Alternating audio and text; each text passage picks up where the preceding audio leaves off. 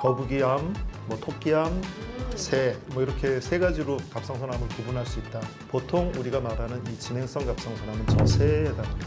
갑상선암 관련 사망은 2017년 기준으로 미국에서 한 해 2,000명이 넘어요. 이 논문은 그래서 난치성 갑상선암이 되면 예상 수명이 10년이 되지 않는다고 발표를 했습니다. 무시 못할 숫자예요.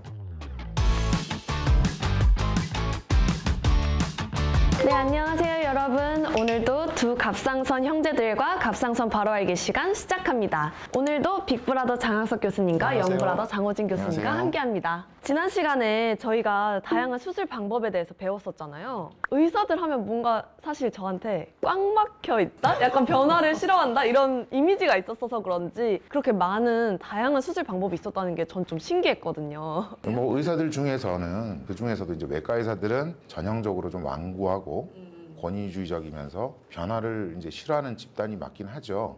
하지만 요즘은 상당히 새로운 개발을 중시하는 분위기가 많기도 합니다. 이게 약간 빅브라더, 영브라더라는 이 이미지에서 날 수 있듯이 사실 옷만 봐도 이제 장호진 교수님은 변화를 이제 이끌어갈 수 있는 신세대 느낌이고 장항석 교수님은 이런 부분을 좀 싫어하실 것 같은 느낌이 드는데 어떠세요? 아이고 장학생 꼭 그렇지는 않아요.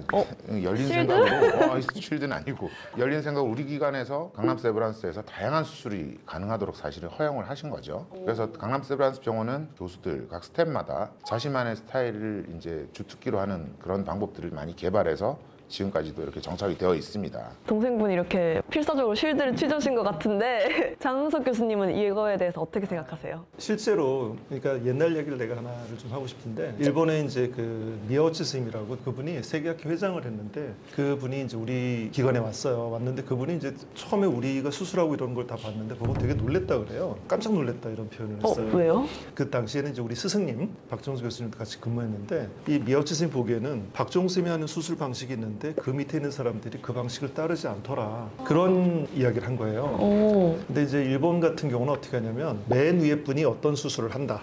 그럼 그 밑에 있는 사람들이 다 똑같은 수술하도록 이제 강요 받죠. 그렇게 꼭 해야 되는 건데 그걸 보고 우리를 완전히 콩가루 집안으로 본 거죠. 깜짝 놀랐다는데 근데 그때 어떻게 설명했냐면 우리가 최종 목표, 갑상선암을 완치시키고자 하는 최종 목표는 동일하다. 근데 이제 사람들이 뭐 손도 다르고 개성도 다르고 다 다른데 이게 최종 목표로 수행하는 그 과정은 다양해도 된다. 그래서 그걸 허용한다 이렇게 이야기를 했는데 그 묘수생이 뭐 이제 좀 뭐 이렇게 갸우뚱갸우뚱하죠. 근데 참 이해하기는 힘들지만 그것도 좋은 방식인 것 같다. 뭐 이 정도 이야기를 하더라고요. 뭐 저도 그 옆에 있었는데 미야오치 선생님 많이 놀라시는 것 같았어요. 좀 문화 충격이라고 해야 할지 그런 표정이었는데 사실 일본 같은 사회에서는 제가 노구치 클리닉 이런 데 이제 연수를 가서 봤을 때 그 이전에 선생님이 하던 방식에서 조금의 오차도 허용을 안 해요. 똑같이 해야 돼요. 그런 다양성이 사실은 굉장히 중요하다고 저는 생각을 하고 장학생은 그런 정책을 이제 다양성을 갖다가 허용을 해줬기 때문에 이제 후배 교수들이 각자 발전을 위한 노력을 자유롭게 할 수 있었고 서로 이게 상승작용이 시너지 효과가 있었다고 저는 생각을 합니다. 의과대학에서는 이런 문화를 좀처럼 보기 좀 힘들어요. 사실은 우리나라에서도 뭐 이런 걸 좀 놔먹인다 그런 표현을 쓰는데 방모 사실 이거 좋지 않게 생각하는 대학도 많고 하지만 저희 같은 경우는 조금 이렇게 다양성을 인정해주는 그래서 조금 더 각자의 다른 방식으로 발전을 해왔고 서로 상호 보완을 해왔던 것 같습니다. 그렇게 뭔가 방목 형식을 하시고 각자의 개성을 살린다고 하시니까 강남 세브란스에 있는 다양한 수술 방식이 많이 궁금해요. 그걸 좀 소개해 주세요.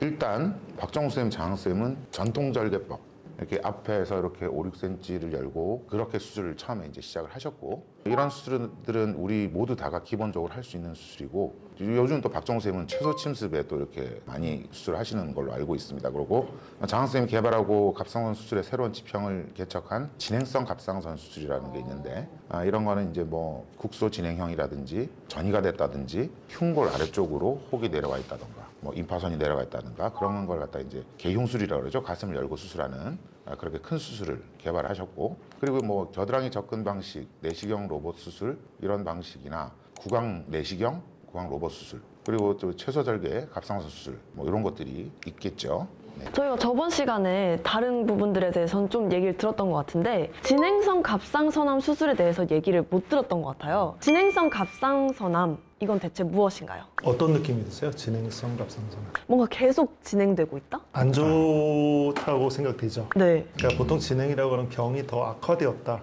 이런 걸 뜻하는 거예요. 그래서 진행성 갑상선암 이런 걸 영어로는 advanced, 그래서 일이 많이 벌어져 있는 상태. 이미 진행이 많이 되어 있는. 예전에 그런 이야기 한번 했어요. 그 여기 슬라이드에서도 뭐 거북이암, 뭐 토끼암, 새, 뭐 이렇게 세 가지로 갑상선암을 구분할 수 있다. 거북이는 그냥 놔뒀다 한참 뒤에 잡아도 쉽게 잡는 거고, 토끼는 열심히 쫓아가서 잡아야 되고, 새는 이미 멀리 날아가서 잡기 힘든 상태라고 했었죠. 근데 보통 우리가 말하는 이 진행성 갑상선암은 저 새에 해당하는 굉장히 잡기 힘든, 그래서 주변으로 암이 많이 퍼져나갔거나 많이 침투해서 그 목에는 기도도 있고 식도도 있고 이런 혈관도 중요한 기관이 많으니까 그렇게 이제 전이 되어서 들어갔을 때 이게 굉장히 안 좋은 겁니다.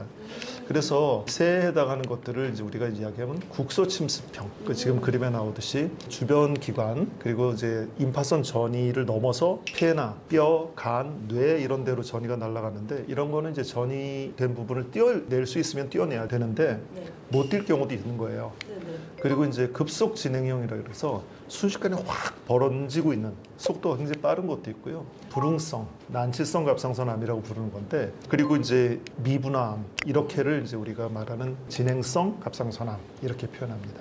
여기서 이 불응성 갑상선암, 이것도 설명을 부탁드려야 될 것 같아요. 이게 불응성이라고 하는 건 네. 치료에 반응하지 않는다. 아, 그런 건데요. 이제 수술하지 못하는 상황도 저기에 포함되기는 해요. 근데 제일 저런 것의 이제 적절한 그 비유는 뭐냐면 방사성 동위원소 치료에 반응하지 않는다.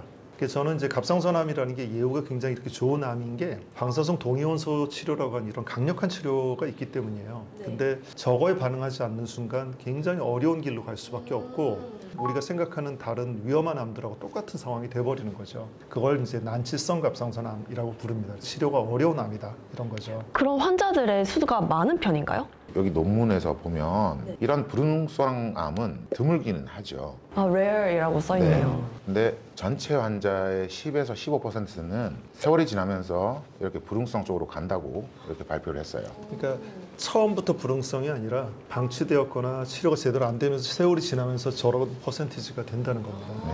미국 기준으로 한 해 한 5만 6천 명 정도의 갑상선암 환자가 발생하는데, 이 중 6천 명에서 7천 명 정도가 난치성 암 상태로 간다고 봐야 된다고 합니다. 그리고 갑상선암 관련 사망은 2017년 기준으로 미국에서 한 해 2,000명이 넘어요. 이 논문은 그래서 난치성 갑상선암이 되면 예상 수명이 10년이 되지 않는다고 발표를 했습니다. 그냥 무시 못할 숫자예요. 네. 갑상선암이라고 하면 다들 별거 아니네, 그렇게 심각한 암이 아니래, 이렇게 생각하는 사람이 많았는데, 이렇게 숫자를 보니까 굉장히 무섭고 얕잡아보면 안 된다는 생각이 들어요. 그럼 이 상황에서는 치료를 어떻게 해야 되는 건가요? 옛날에 어떻게 치료했는지 우리가 이야기 나눴던 거 기억나나요? 아, 확 다 드러내는. 다른 치료가 없으니까 처음 수술로 확 다 드러내야 돼요.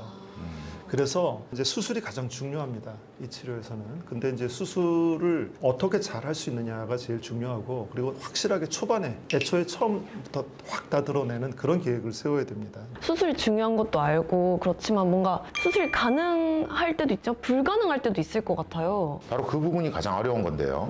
외과 의사라고 다 같은 것도 아니고 경험도 다르고, 그리고 우리가 무엇보다도 먼저 이런 어려운 수술을 할 수 있는 환경이 있어야 한다고 생각을 합니다. 수술 실력은 알겠는데 환경이라고 하면 그건 어떤 뜻인가요? 아무리 뛰어난 외과 의사가 있어도 그런 수술을 함께할 팀이 있어야 되겠죠. 숙련된 팀이 없으면 이런 수술을 할 수가 없습니다. 지금 장학생이 이런 어려운 수술 많이 하시는 것도 그동안 만들어온 시스템과 팀원 교육에 힘을 쏟았기 때문에 이런 수술을 할 수 있지 않나, 저는 개인적으로 생각을 하고 있어요. 옳은 말이에요. 제가 환자들한테 설명할 때 우리는 그동안 오랜 기간 동안 손발을 맞춰온 훌륭한 팀이 있다.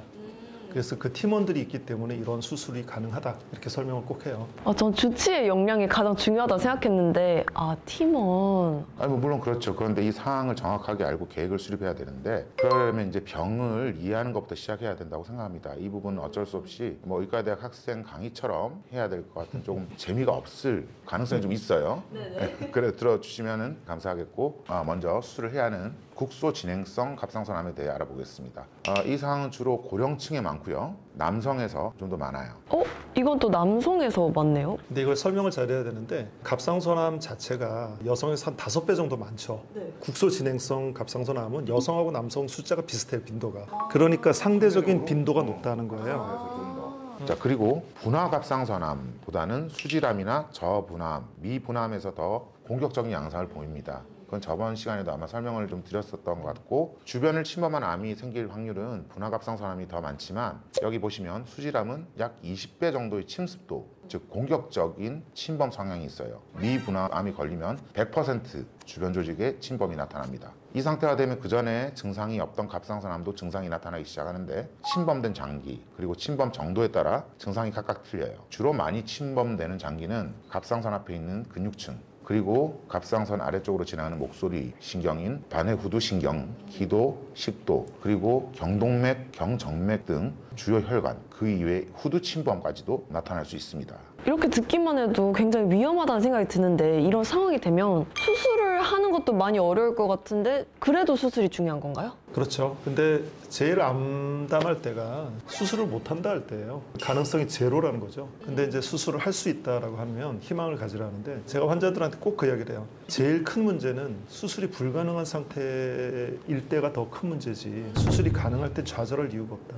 수술을 최선을 다해서 하고 그 다음에 그 결과를 보자, 이렇게 하는 거예요. 보통은 이제 수술할 때 목표로 삼는 게, 이런 국소 진행성 갑상선암에서는 수술의 목표가, 첫 번째는